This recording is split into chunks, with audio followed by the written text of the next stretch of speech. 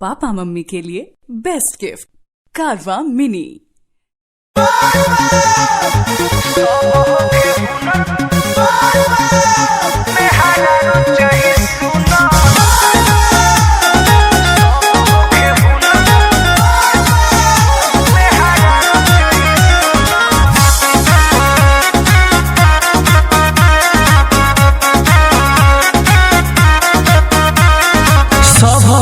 हुनर में हरारू चाहे सुना,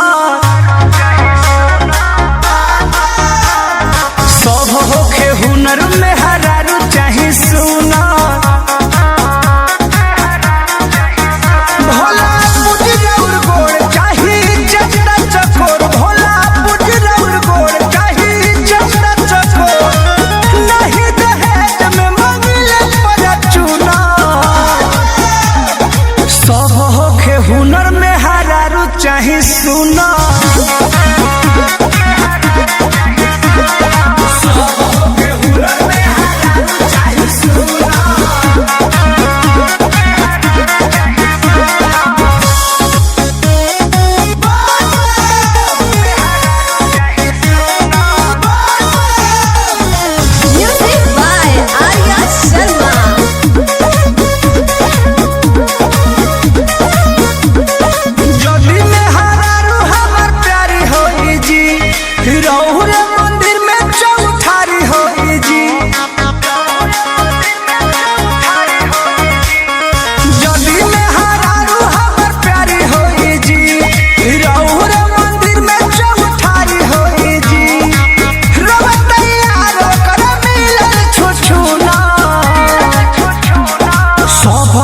हुनर में हरारू चाहे सुना,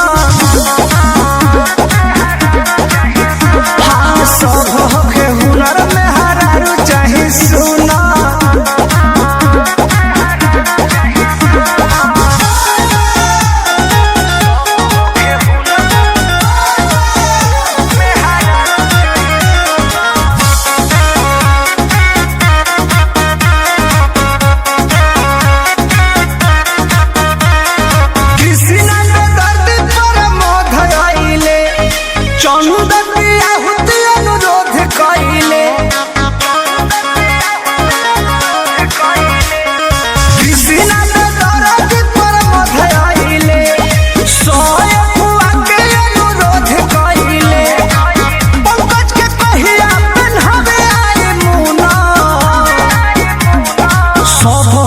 हुनर में हरारू चाहे सुना, सब होके हुनर में हरारू चाहे सुना।